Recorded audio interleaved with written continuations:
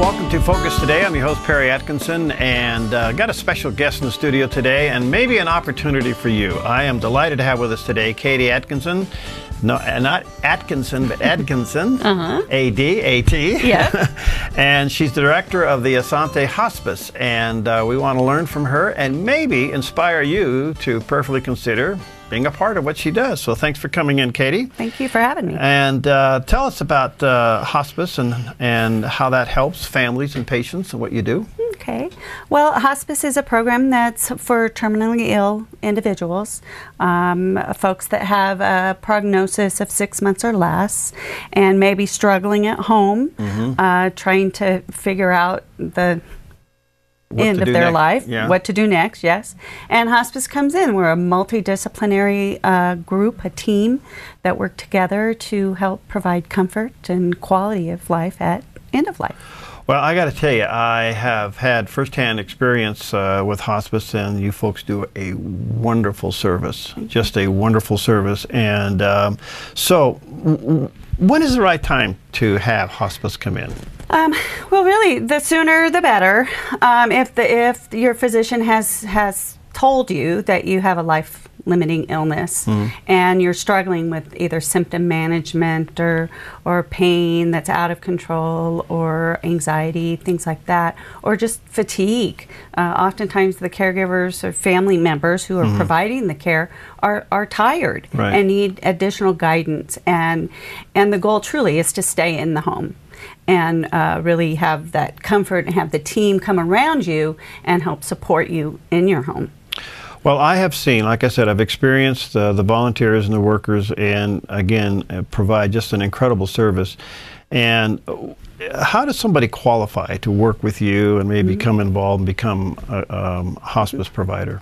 Well, as a hospice provider, as a clinician, we have registered nurses and medical social workers, chaplains, and a medical director. That's the core team that helps to provide the care. And then we have a large group of volunteers that apply to become hospice volunteers. They go through a 6 to 8 week training, and part of that training is really just defining, is this what I want to do? A lot of it is self-awareness, and is this something in my life that I can do now to come alongside someone who is dying and family members. It's a difficult time, I realize that, but it's also an incredible time to really help people. Absolutely. And help families. And is there, and you say the training is how long? So, anywhere from 6 to 8 weeks to really, again, you as a volunteer, you'll learn about what hospice is, what the regulatory things are around hospice care, but then about active listening and just being present with an individual that may be dying. Now, you're obviously trained also how to work with the medical teams. In and oh, out. Absolutely. And that's all part of it. That's all part of the training. It is it? Okay. What is I know you use music. Oh, yes. Tell us about that. Okay. Music, we use all different kinds of music. Truly, it depends on the individual and the type of music that they like. But we do have a couple of music thanatologists.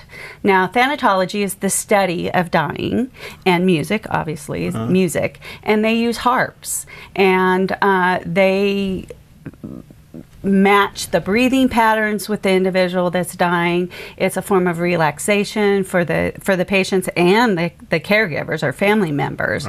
And it's just incredible. Sometimes we have these folks come into the home, and it's one of the best things that they've had. Well, you know, past experience also, I know that hospice not only obviously helps the patient, but the family. Absolutely. I think you probably do almost a greater service to the family. Absolutely, absolutely. We certainly we teach the family members from the medical component how to provide that physical care, how to recognize symptoms, how to use the medications appropriately to alleviate those symptoms. But also we provide, as the team, we provide that support, truly, to have somebody to talk to, and really who knows what you're going through, who can acknowledge what's happening. That's wonderful. All right, now, not everybody's called to do this, and not everybody's drawn to this, but there are those. I mean, I know from being on the ministry side, I've come in and out of hospital situations and homes, and I know that from a ministerial standpoint, the visits can be short or lengthy, but they're not the hospice giver. They're not the hospice caregiver. Correct. But they are part of the team. They definitely are part of the team. As a volunteer, as a hospice volunteer, it's a wide range of things, from errands to yard work to sitting with the person that's dying, providing respite for the family member, even just respite for the family member to take a nap. Yeah. Just to be present.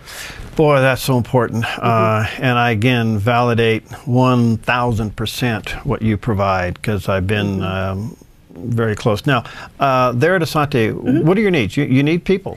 We do. We need volunteers to provide this respite. We also have a new program called Transitions, and that's a pre-hospice program where we're also utilizing volunteers for that. And that's a medical component where the physicians provide referrals to kind of fill that stopgap before someone's eligible for hospice. Maybe they're still receiving treatment, but they still need that type of support in the home. Okay, how long is this training?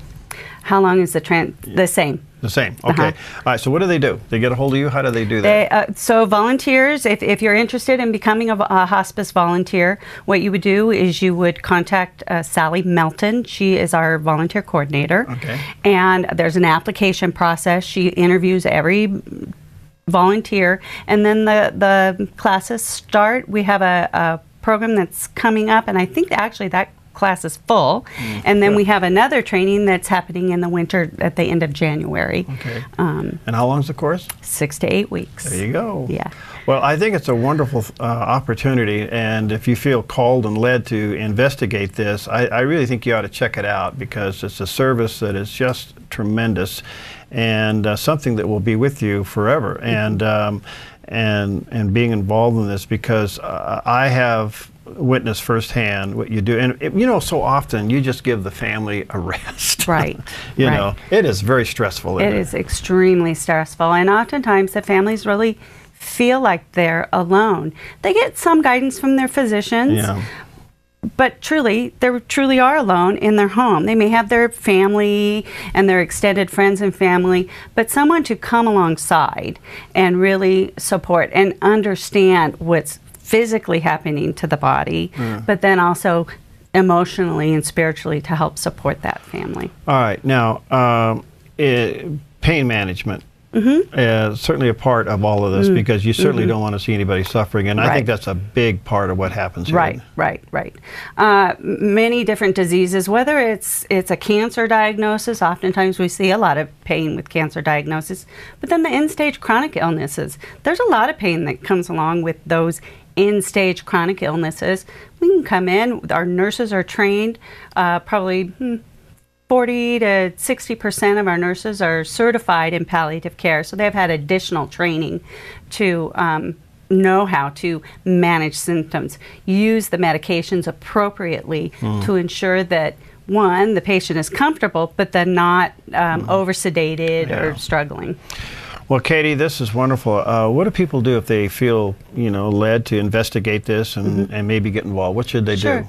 Well, from the patient side, they certainly have a conversation with their physician. The physician can contact us for even just an evaluation. If maybe somebody is not quite ready, we can come out and make a presentation, talk about what they're eligible for, and then help to support them in making that decision. And those who want to get trained in the program, same thing? Contact Sally Melton. She's our volunteer coordinator, and I believe on our website there is an application as well. There is. Well, I want to thank you for what you do. I have experienced firsthand your services, and I just think that a tremendous resource to family and to help during these critical days. But the main thing is not only being trained and knowing what to do, but you want to make sure that there's no suffering going on, and you folks do a wonderful job with it. Absolutely. And you're trained to know when there is pain and there isn't and all that. Correct. And we help the families too to recognize that. Good. Thanks for coming in. Thank you for having me. Katie Atkinson, with us today, and she is the director there at Asante Hospice. So you may want to get a hold of them. What's the number there, by the way? Our phone number is 541-789 5005. 5005. Give them a call. Maybe investigate the program. Thanks, Katie, for coming in. Thank you. Thank you for having me. We'll be right back. Hi, I'm Paulina, and I work at theDove TV. Did you know that when you support theDove TV, you have a profound impact, not only in our community, but around the world? It's your continued support that takes the inspiration and hope in the programs we produce and makes them available to the thousands of people who are watching these videos online every week. Help bring encouragement and hope to our valley and beyond by making a secure online donation today at our website, thedove.us.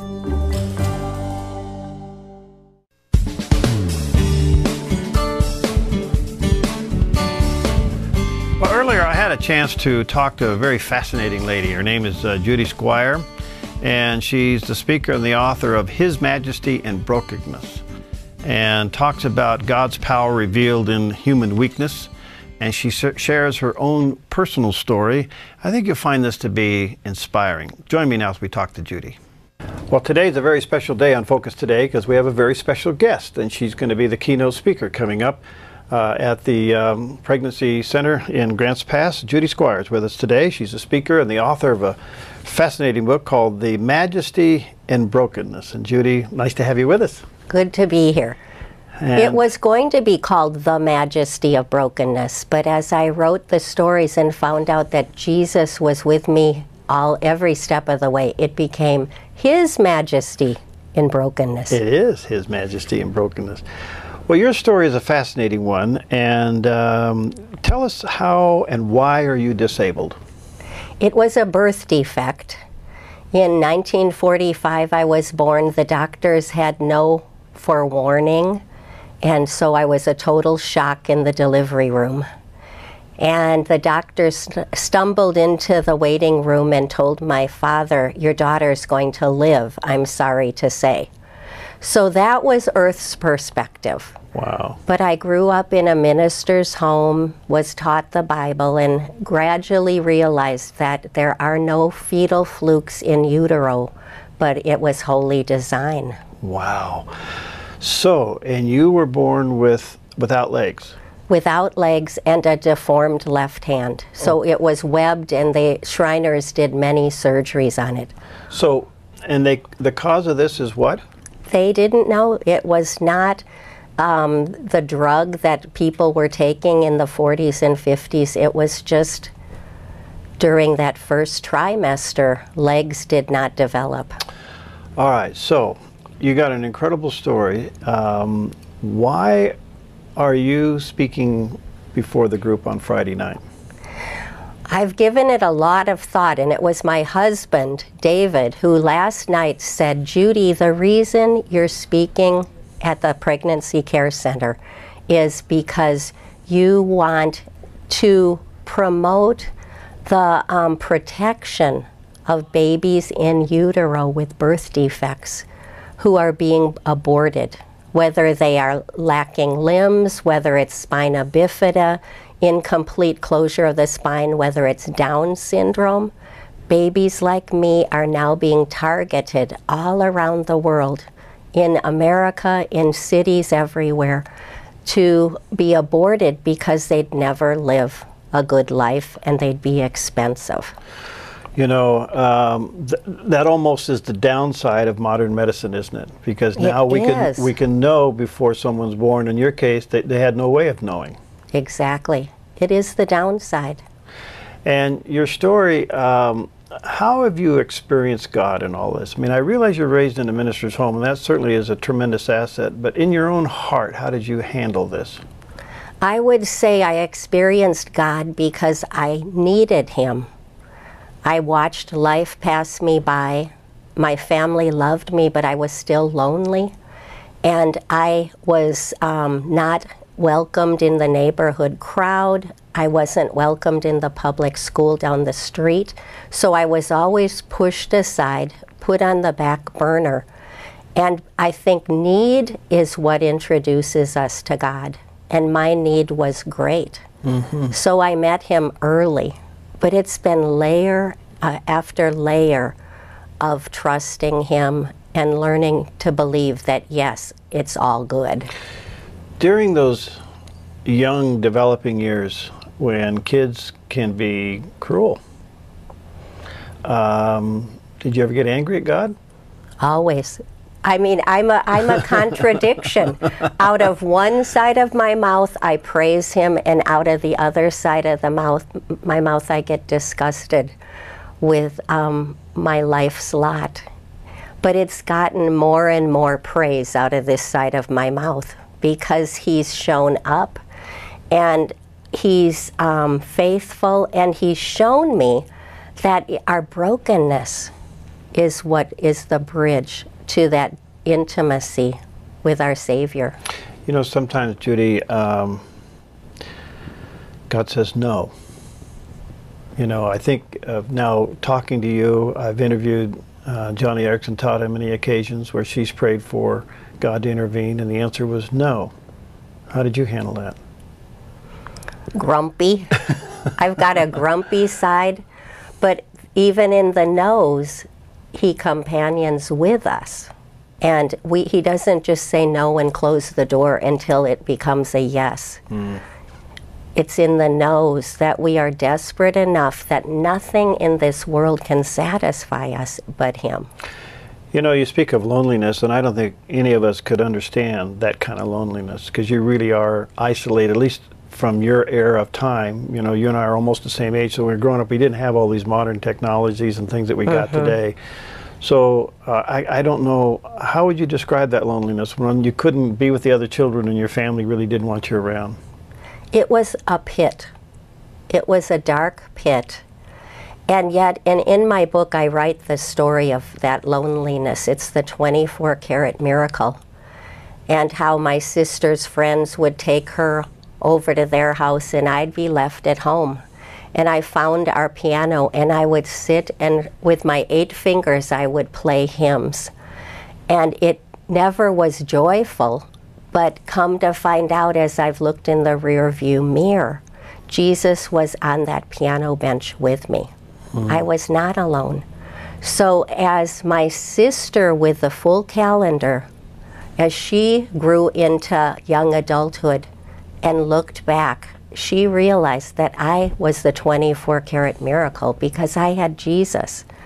And so my lonely life was a bridge to her finding the Savior. Oh, that's beautiful. When did you realize that your life had meaning and had purpose? I think it's been a little here and a little there. At age 13, my dad had me giving speeches. And I'd look out at the audience and I'd tell them about learning to walk on artificial limbs and then learning to walk with Jesus Christ. And I felt like I had something that was encouraging to them. So, and my family always cheered me on. So I knew I had purpose, but there's still that loud voice inside that says, loser, loser, loser. Oh, wow. So it's been layer upon layer, being in the Word, writing the stories, having 3 daughters that adore me, my husband of 45 years, I'm his queen. Little by little, I can finally hear God saying, I'm lovable. Wow. When you stand before a crowd that's there to support a pregnancy resource center, and the whole subject abortion, which is phenomenal, you know, and your own story of how God was with you in the womb, what do you say? I want to say that it's people like me that God tucks his glory into. It's the broken places. It's Jesus on the cross, the most broken place of all, that glory came through. Not at the moment, but eventually resurrection. And Joni Eareckson Tada, who you mentioned, she has a quote. It's over 60 words, but I want it on my tombstone.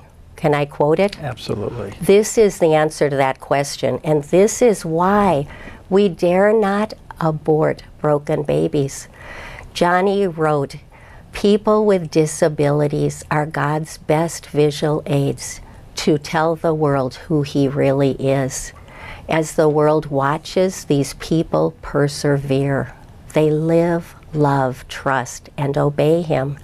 And eventually, the world is forced to say how great their God must be to inspire this type of loyalty."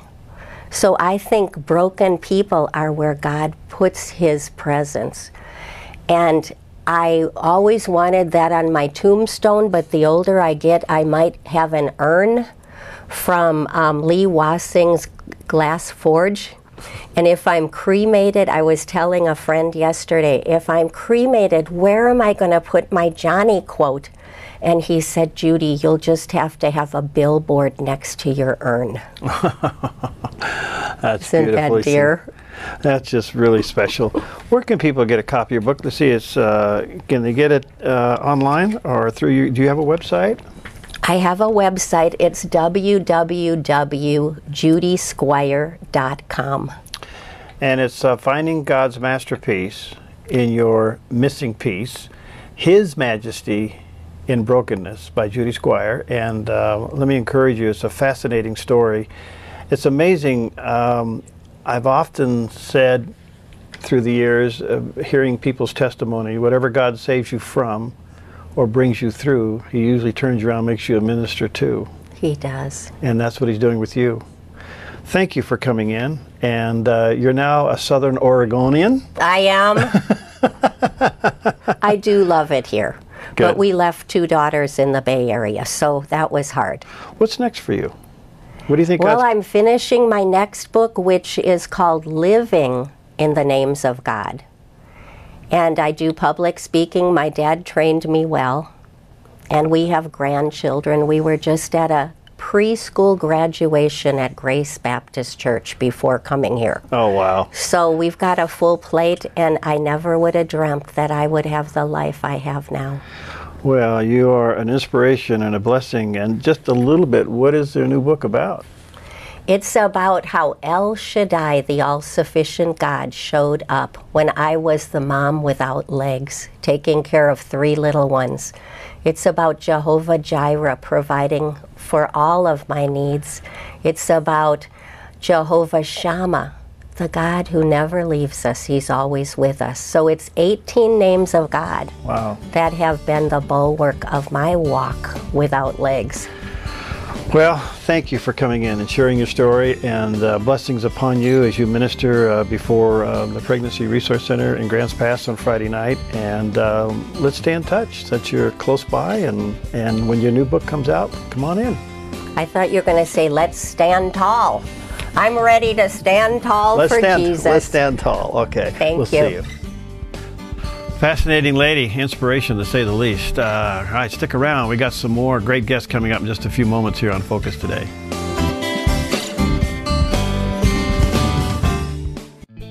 Hi, I'm Daniel and I work at theDove TV. You know, compared to Portland, Seattle, and LA, Medford might be considered a small market, but at theDove, we're excited about the opportunity to make a big impact right here in our community. And you help make that happen. Did you know that more than 90% of our income comes from people like you? You can help us now by making a secure online donation at our website, thedove.us, or by phoning 541-776-5368.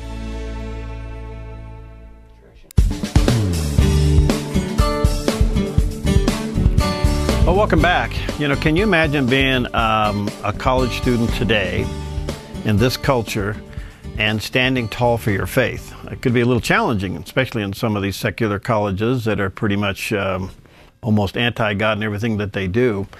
Well, our special guest now is Danielle D'Souza, and she's authored a book called Why God, and talks about her book and tackles the interesting and pressuring questions of defending her faith. So let's join Danielle now. Well, today we have a very unique honor of talking to someone that, well, I've interviewed her father on several occasions, but now it's her turn, and that's Danielle D'Souza with her new book called Why God. an intelligent discussion on the relevance of faith. And let me encourage you to check this book out. Her dad did write the foreword on that, and it's put out by Reagan, and I think you ought to check it out at the Christian bookstores, or certainly Barnes & Noble or Amazon.com. Danielle, I can tell you at the outset that you're much prettier than your father. Aw, that's not very nice. Nice to have you with us. How are you doing today? Great, thank you for having me. Well, fascinating books. Not often that college students would take on the subject of apologetics as forcefully as you hand. Why did you do this? I'm actually in high school. I'm just finishing high school. Right. But I decided to do this because I had a lot of questions about God when I was growing up, and I felt like other kids shared some of the same questions. So I wanted to put it into a book, into a format that was easy for young people to understand so that they could get answers to their questions about God. Well, you've done an excellent job, and you've taken on some of the big controversial subjects. And first of all, how's the response been? The response has been good. The response has been good, especially from young people, because I think they understand that I don't come saying that I know the absolute answers. I really come saying, this is what I think, this is my opinion, and so I'm really open to discussion and conversation, so I think that that keeps people from being upset with me or thinking that I'm one-sided. Well, as you take on these topics, did you discover anything unique about what young people are thinking when it comes to faith, especially high school, college students, and how are they seeking God? Are they looking for truth? Right. I think that young people do have questions about God, but at the same time, I think that young people aren't taught as much. They just don't know as much about God because they're not learning it from their parents. They're not learning it from school anymore. It's really become out of the public square a little bit more. So I think that young people are just a little bit more ignorant as far as some of the issues as far as God goes, but I do think that they're curious. And so I think that it was a book that was needed. I think that was true. But at the same time, I think that young people don't like to be talked down to from, let's say, someone who's from a higher, like a pastor or something. So I think it helps that I'm their age so I can just talk to them. What are some of the topics you found interesting to discuss with them? I think a big one is why didn't God prevent the Holocaust? Why did he allow that to happen? Because we learn about that in school often, in history, and it just seems like such an awful thing. So I think people wonder like how that could have happened. Mm-hmm. I think miracles is a big one because that's central to Christianity, because believing that Jesus raised from the dead, that seems pretty important if you're going to be a Christian. So I think those would be the big ones. So when they ask, why would a loving God allow such a horrific thing happen like the Holocaust, or even recently some of the terrorist attacks, how do you respond? Well, pretty much what I said in that chapter was that people like to blame God because it was such an awful thing, and it seems like he's an easy target to blame, but it really wasn't God that created the Holocaust or inflicted pain upon these people. It was Hitler and all of the people who aligned with him and helped him hurt others and ran the concentration camps. So I think that if Hitler hadn't rose to power, if, let's say, you wanted God to intervene and not let him, be the leader, then I think you would have had to prevent World War I, and then would just have to keep on going back, and would end up he would have to prevent free will. And so I think that God wanted us to have that, so that we could do great things and believe in him and have faith in him, because without it, we wouldn't be able to do those good things either. Well, Danielle, I also noticed you didn't shy away from some of the key social issues of the day, from same-sex marriage to abortion. And are young people concerned about those issues? I think so. I think they're very hot topics. I think that, schools and the culture is starting to encourage people to really be for gay marriage, especially right now. But I think that they come up all the time in schools, and I think kids are really interested as to what Christians and other people think about those issues. Do they look at us as somewhat bigoted because we believe what the Bible says about that? Some of them do, and I think it's might have to do with because some of the Christians who speak the loudest or maybe get the most media attention are really the ones who don't represent actual Jesus. Because when I talk about this, I say, you know, Jesus was the most loving. He loves everyone, and everyone has their own issues and faults. And so we shouldn't act like we're better than anyone. And so I think people who approach, let's say, gay marriage by saying we hate gays and stuff, that's not really representative of Christianity, because that's not how Jesus would have acted.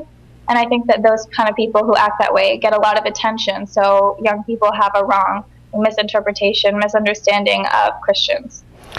How do young people, as you worked on this book, refer to eternity and life after death?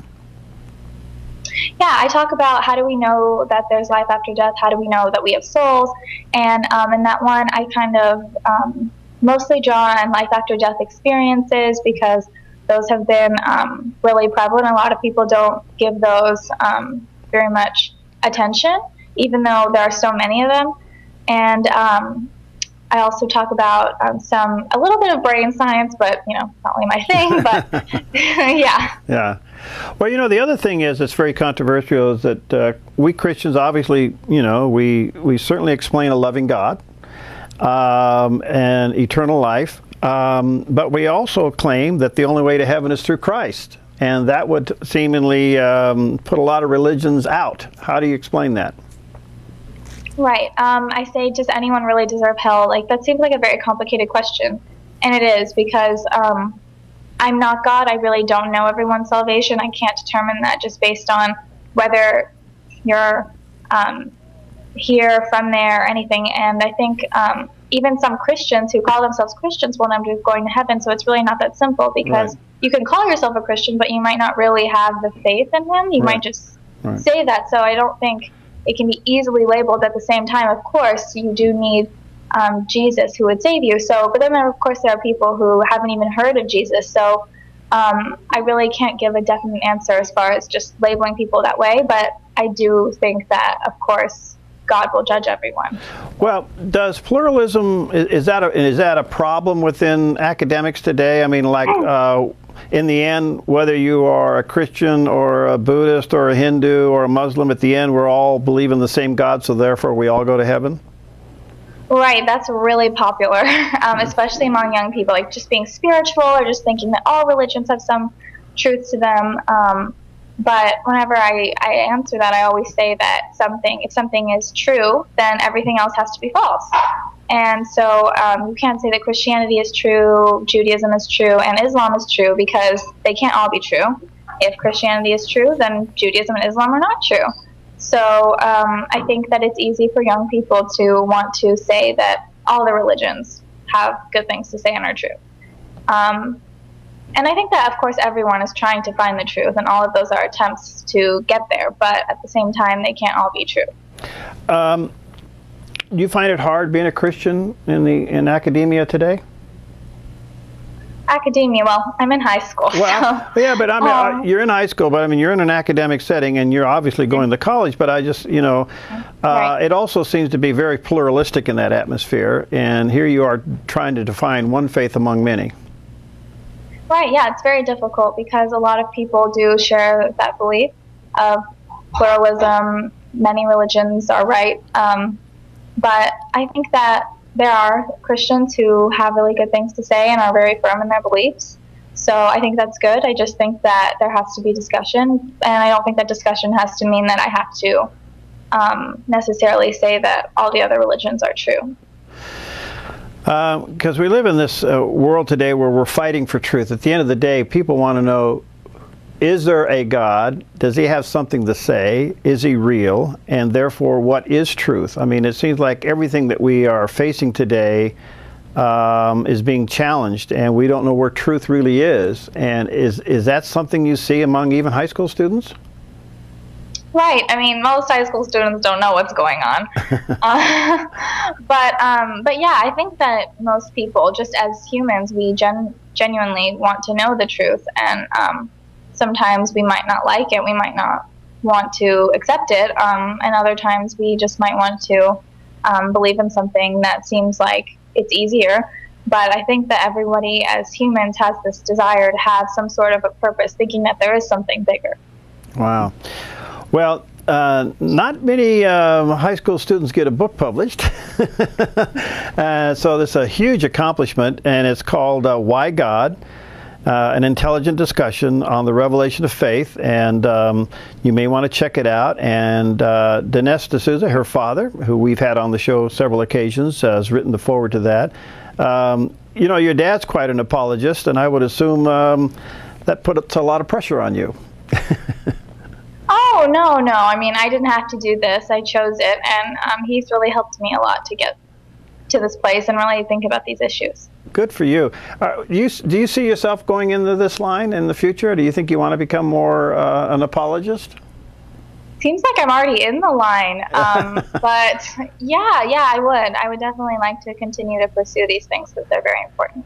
Well, I commend you for it, because I think you have done a great work in trying to take a look at all these issues. And I just find it, to me, somewhat healthy that young people, teenagers, and even into the college years are starting to ask these questions now. And I would hope that with the questions being asked, that that Christianity is allowed to be expressed in the classroom, where heretofore it seems to be silenced.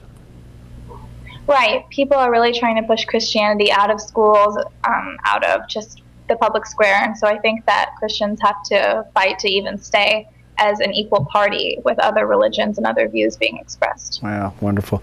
Danielle, thank you for your time. And again, congratulations on the book. Are you writing a sequel? Oh, well, I don't know about a sequel. I'm still just trying to get this book out there and focus on that. But maybe in the future, another one. Well, good for you. Again, it's put out by Regal Books. You may want to check it out, regalbooks.com. Check it out at Evangel or Christian Discount Books there in Jacksonville, or online at Amazon, or check it out at Barnes & Noble. I think you'll find it to be refreshing and well researched. And again, congratulations and thank you for being with us today. Thank you very much for having me.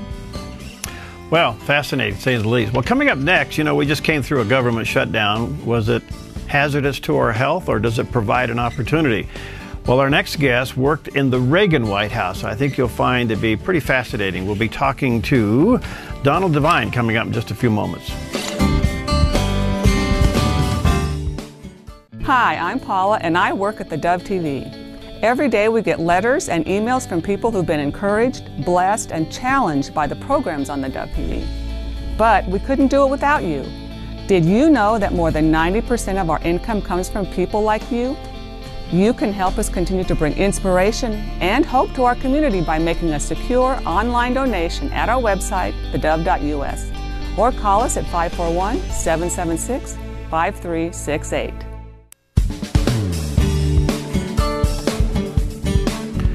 Well, as you know, we just came through a government shutdown, and was it a good thing? Will we recover? Is it going to happen again? All those ongoing questions. Well, our next guest has quite a bit of experience, and we are really honored to have with us today Devine. He was former President Ronald Reagan's director of the U.S. Office of Personnel Management. In fact, under his direction, about 100,000 non-defense jobs were cut. And some publications, the Washington Post, labeled him Reagan's terrible swift sword of civil service. But there's much to be learned from him and his experiences. And is there a constitutional way out of this president crisis? Are we going to go from one shutdown to another? Well, let's find out. And Donald, nice to have you with us today. Well, thanks for having me, Barry. You're a busy guy. You know, we may have crossed paths in Sacramento days. Did you ever work for Reagan in Sacramento days? No, not for Reagan, but I've been to Sacramento many times. Yeah, I had the honor of working in the governor's office with him in the Sacramento days. Well, listen. Oh, really? Yeah, I worked for Channel 3 there, and got to go in and out a lot. And Herb Ellingwood, who worked with him, and so there is a little bit of a connection there. Quite a guy, to say the least. Yeah, he sure was. Don't make many like him. No, certainly not. Well, listen, we just came through a shutdown, and you're saying they're not bad things. Tell us about that. Well, first of all, we shut the government during the Reagan administration down. Well, I was there 5 times, so this is nothing new. The basic problem is that we give the national government too much to do. The top liberal progressive administration figure in America, Professor Paul Light. He concedes the national government can no longer faithfully execute its laws. It's mired down in bureaucracy. And as former head of the bureaucracy for 4 years, I can say that with spades. So there's nothing due. We've had the same kind of shutdowns and walking up to the debt ceiling. We do it because we can't do anything because the federal government's doing too many things. And, of course, Obamacare is now the current focus number one. The president's trying to meet today to explain why they've messed up the start of this program. But the problem is the government already is mired down in bureaucratic inefficiency, and now we're throwing 1/6 more of the economy on top of it. The Constitution was not made that the central government can do all these things. We gave the central government a few functions so it could try to do them well, and we left everything, as the 10th Amendment says, else to the states, the localities, or the people. We can't continue this way, and Obamacare is kind of the perfect story of how this system is falling apart, and the only solution is to go back to the Constitution, and certainly the way Ronald Reagan understood the Constitution. Give it a few functions, let it do them, and send the rest back where it belongs to America. Well, you know, Donald, it makes perfect sense what you're saying, no question about it. I guess it comes out of this a couple of questions. Can we do what you are recommending? When in fact, it seems to be crisis management seems to be moving the ball forward for those on the left who really don't want government to be limited. All right, I'm going to make a prediction to you. You're going to laugh at me. Okay. You know who is going to delay Obamacare for a year? The Democratic senators who are up for election this year. They are seeing this thing falling apart in their face. Now, President Obama is going to claim that he won't sign it, but if the Democrats in the Senate go against him, he will sign it. This is a disaster waiting to happen, and the left can have all the political power in the world. In my job with Reagan, I also ran the largest employer health insurance system. I can guarantee you they do not know how to do this. They can't handle 1/6 of the economy. The mistake they made is not giving the whole thing to the private sector, which would have been a mess anyway, but trying to run it from the government itself to get to the private sector is a guarantee it can't work. We see this whole edifice breaking down. The 18th century government cannot do all these things, period. Well, let me ask you this, Donald. It appears to me that we don't have checks and balances right now. It appears to me we cannot run this government in 3-month increments. And we're going to go from crises management to crises management, from shutdown to shutdown. At what point is this thing going to collapse out from underneath us? Well, it's not the shutdowns that do it. As I say, we had them in our administration, and we've had them before. As the government's got bigger, it's going to happen more and more. And the only solution, as I say, I don't think the Republicans will do it. In fact, I don't think the Republicans can do it by themselves, no more than Reagan did. His new book on Reagan shows how he worked behind the scene with Tip O'Neill. Now, obviously, you have to get a new president from Barack Obama because he'll never back down on this. But if we get a new president, I think a smart president can really make the drastic changes we need. The entitlements are going to swamp the government. Right. The Federal Reserve holding all those reserves there, that can't last forever. We've got to make some changes or this country through, period. All right. Now, when you have a president as obstinate as President Obama, who doesn't want to negotiate with Congress, we're in a stalemate. So are you saying that we kind of have to wait till he's out of office? Yep. I mean, we can do some little things, and, contrary to all the mainstream media nonsense, Republicans, conservatives really won this fight, because at the beginning of this year, the president and the Democratic Senate leader and the House leader, they said their number one priority is to overturn the sequester. The sequester is the only accomplishment of this administration, as far as I'm concerned, where we passed in 2012 this limit on government spending. It's the first effective limit on government spending since my time back with Reagan, Wow. and it's going to go 3 years in a row. The only danger is this new budget committee may try to sneak through an increase in the sequester. That has got to be the number one goal of limited government people, is to make sure those sequester levels of spending stay. That's the only bright spot in getting control of government in the last 5 years. Do you see the Republicans holding out? Well, I'm afraid they're going to be tempted to go for a meaningless little entitlement change in order to, and the Democrat price will be to increase the sequester. I think this is a very dangerous situation, and every American that worries about us overspending has got to focus their efforts on keeping the sequester levels.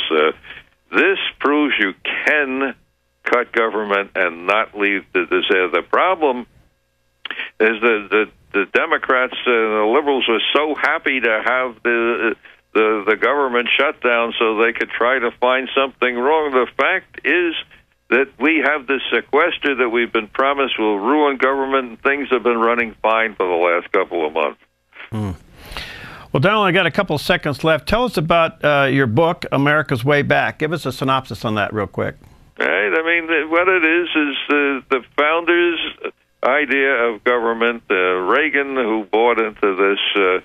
We have to return to those principles that work, and we've got to look and understand fundamentally what the real priorities are.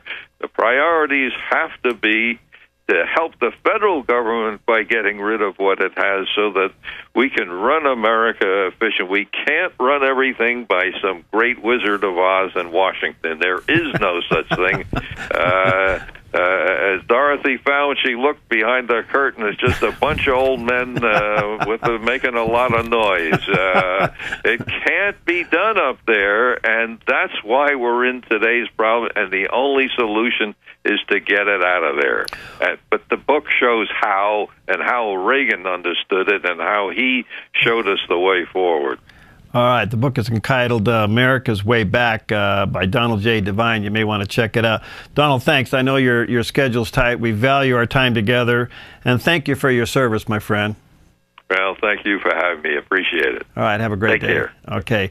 Again, the book is entitled America's Way Back, Donald J. Devine. I think you'll find it to be a fascinating read. And as you know, he was in the Reagan White House for years, and Reagan's terrible swift sword is how some of the people identified him, and pretty interesting stuff to say the least. Well, listen, a couple things I want to share with you before we end today. Coming up tomorrow, we have some exciting news here at the Dove, and I do hope that you'll take a few moments to join us during Focus Today tomorrow.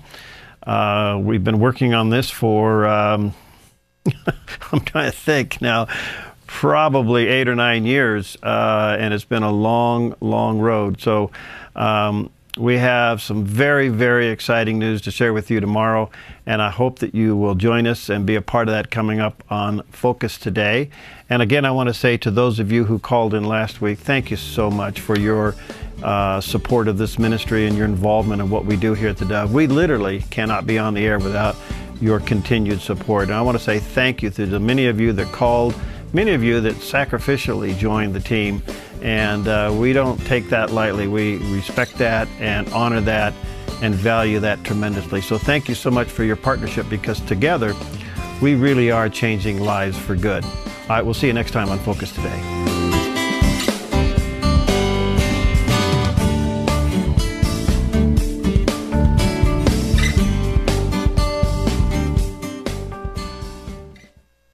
Hi, I'm Jim and I work at the Dove TV.